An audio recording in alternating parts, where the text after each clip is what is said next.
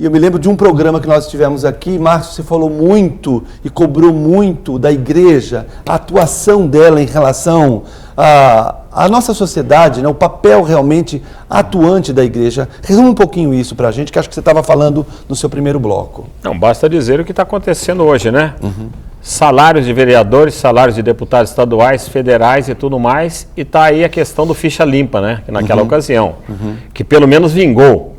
Mas o Sandro pode falar melhor do que eu sobre esse assunto. Mas, na verdade, a igreja ficava muito ausente daquilo que é o processo eleitoral que nós estamos agora para prefeitos, né? Que é fundamental isso para a pátria brasileira. Mas, infelizmente, o que acontece é que as igrejas realmente não estão orientando os seus fiéis de um modo geral, não estão orientando seus fiéis. Mas eu estou me surpreendendo agora com a conscientização que está acontecendo com jovens, não somente universitários, que está acontecendo uma conscientização mais em relação à questão do voto, a importância do voto, Que bom. a importância do exercício da cidadania. Ou seja, nós somos seres criados à imagem e semelhança de Deus, mas aquela vida de contemplação apenas não funciona. O difícil é ser cristão justamente na escola, no trabalho qualquer que seja ele, e lutar contra as injustiças que estão aí. Até a palavra lutar não é própria, né? Trabalhar contra as injustiças que estão acontecendo a todo momento. Alguém outro dia disse o seguinte: que bom, né? Se acontecesse que vereador ganhasse salário mínimo, não haveria nenhum candidato, né? E assim por diante. Não teria briga. Não teria. Não, Isso aí. O Sandro vai brigar agora? Eu vou ter que dizer alguma coisa. Pega ela pelo É Sandro. meu dever como cientista político, né? Cientista político não vai deixar barato isso mais. Não, é porque assim, tem que, acho que uma coisa que é importante ponderar, assim, o fato de que os parlamentares, né, particularmente os legisladores, os políticos de uma forma geral, recebam salário, é na verdade uma conquista democrática. Por que é uma conquista democrática? Porque para você ser político, e aí a gente não pode tapar o sol com a peneira, isso é um trabalho. Né? Eu costumo dizer para os meus alunos, e eu vou dizer aqui, as pessoas vão se surpreender, político trabalha muito. Não é que político trabalha necessariamente lá na Assembleia, né, as pessoas, o cara vai lá e filma lá, não tem... Não, trabalhar no sentido de ter atividades, tem muita atividade, está visitando base, está fazendo não sei o que e tal. Isso implica o quê? O abandono de alguma forma de ganho. Né?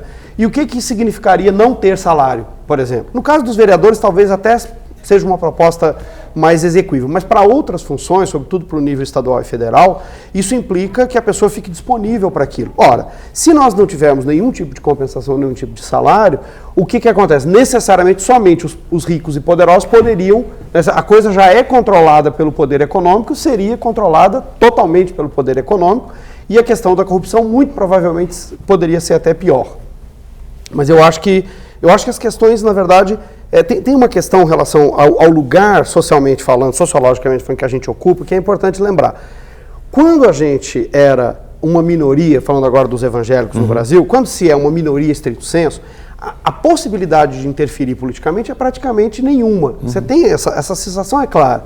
E as igrejas tendem a se voltar para si mesmas, para suas próprias comunidades. E aí desenvolvendo, inclusive, essa coisa da ação social e tal. Quando você vira um grupo, uma minoria grande, né, uma maioria significativa, a possibilidade de interferir no rumo daquilo que é o Estado, né, que é o poder político, ele aparece. A pergunta, que até estava conversando com o pastor Carlos aqui, um pouco antes, é que qual é a nossa agenda? Nós temos, e isso é fato, nós não temos mais que negar isso. Nós temos poder político. A questão é, qual é a agenda que os evangélicos e os religiosos, de uma forma geral, estão pautando? Qual que é a prioridade, né? A nossa agenda hoje é uma agenda negativa. A nossa negativa em que sentido? Nós queremos vetar tais e tais coisas. Mas saiu uma pesquisa recente dizendo que a bancada religiosa é a mais ausente, a mais insignificante no sentido de propor qualquer coisa, né? E eventualmente está envolvida em todos os escândalos. Escândalo das ambulâncias, escândalo do próprio mensalão, escândalo da compra de votos para a reeleição do Fernando Henrique, escândalo com relação ao Sarney.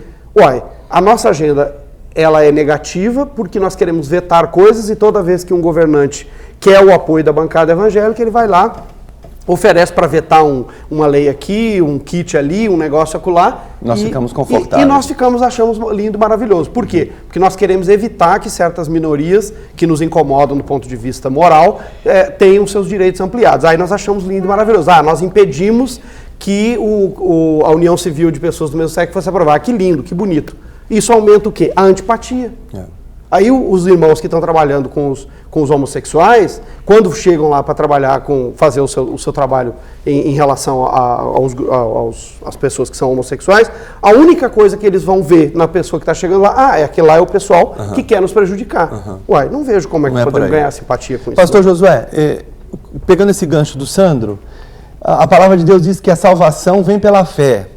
Será que nós cristãos não estamos bastante acomodados, já que somos salvos, né? E não estamos interagindo como igreja nos tempos atuais, da mesma forma que a igreja primitiva atuava?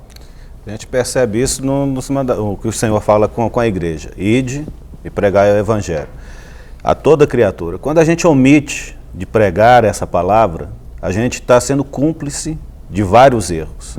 A gente está compartilhando com o erro das pessoas. Na verdade, não é você acusar a pessoa do que ela é, do que ela faz, da atitude que ela tem, mas é você orientar dentro da palavra de Deus, dentro daquilo que ela te mostra com uma perspectiva legal, orientá-la com base na palavra de Deus para ela largar certas coisas. Porque a palavra de Deus, ela começa a te mostrar em Efésios, ela fala assim, olha, aquele que mentia, para de mentir. Aquele que furtava, para com esse negócio, antes agora comece a trabalhar e reparta com aquele também que não tem. Então você vê que a palavra de Deus, ela não está chegando para ofender e massacrar a pessoa. Ela está chegando para dar um equilíbrio, uma maturidade. E a gente percebe isso quando chegaram perto de Jesus com uma mulher pega no adultério. Aí, mestre, ela foi pega no adultério, o que a gente faz? Vão matar, vão esquartejar, né? Aí Jesus fala assim, olha, quem não tem pecado atira a primeira pedra. Ou seja, quem vai ser cúmplice da morte dessa mulher? E Jesus estava mostrando para ela, não é assim que a palavra diz, a lei não é assim. Você tem que ser os dois. Cadê? É como se Jesus perguntasse, não está assim na palavra, mas a gente pega que a lei era isso, tinha que levar os dois lá, não era só um, tinha que apresentar os dois, eram os dois que tinham que ser apedrejados. Então Jesus, ele começou a mostrar a verdade, e a verdade que liberta, ela que restaura, que cura. Ou seja, essa verdade que a gente apresenta, ela vai dar equilíbrio para a pessoa. E em Timóteo, 1 Timóteo 4, ele fala assim, olha, ser exemplo dos fiéis, no trato, na caridade. Ou seja, eu tenho que ser exemplo em alguma coisa para as pessoas, porque ela não vai me observar. Eu moro num lugar há mais de 20 anos. Os meus vizinhos me conhecem, boa parte dele, pelo meu exemplo de vida. Não é porque eu saí pregando para todo mundo, mas os meus vizinhos sabem, não, ali é um cristão, porque o cara ali é crente. E muito deles defende até os meus filhos. Porque às vezes alguém quer casar com confusão, porque não, com esse aqui você não mexe não, que esse aqui é gente boa. Então a gente percebe que na verdade o meu exemplo de vida, até de pai, de como pessoa, na sociedade vai refletir um bem-estar na pessoa. É o que o irmão está dizendo, olha, na verdade a gente tem que ter essa posição de ser carismático com as pessoas. Porque quando você é carismático, as pessoas vão parar para te ouvir. Mas quando você vai lá para ofender, mostrar, querer acusá-la de alguma coisa, a pessoa vai se distanciar, porque ela está ali naquele erro e ela quer alguma coisa, um conselho bom, não que seja massacrante para a vida dela. Porque a própria palavra diz, né, dá uma orientação simples para nós. Olha, vinde a mim todos vós que estáis cansados e oprimidos, e eu vos aliviarei. Então você vê que Jesus, ele dá uma mensagem bem simples para o Evangelho, para pregar do reino de Deus, para dar nesse equilíbrio, e não a pessoa passar a ter um ódio da igreja, fala assim, não, vem os crentes aí, vem trazer alguma coisa estranha para nós. Mas essa é uma boa pessoa que leva uma boa palavra sadia, uma palavra de restauração. Então a igreja, na verdade, hoje ela tem caminhado também pregado o Evangelho. Mas tem muitas pessoas que, na verdade, têm sido lobos vorazes, pessoas de má fé, pessoas ruins, tentando roubar a sinceridade das pessoas. Aí você respondeu a pergunta que eu ia fazer para o Carlos, mas quero saber, pastor Carlos, na sua opinião, a igreja dos dias atuais tem pregado o Evangelho? Tem, mas muito aquém daquilo que nós precisamos. Eu pertenço a uma igreja evangélica chamada Avivada, né? Eles chamam Avivada, e muitas vezes as pessoas nem vão fazer uma manhã de avivamento ou de reavivamento.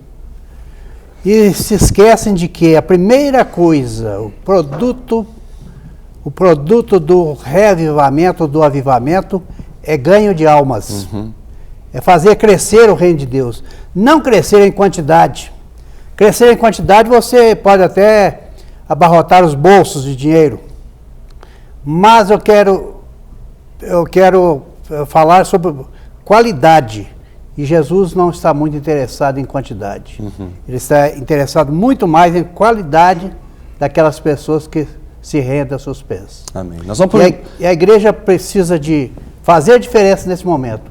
Pensar sério nisso, pensar sério em expandir o reino. Mas expandir com o testemunho. Porque a palavra de Deus diz que sem palavras nós podemos ganhar as pessoas para Cristo.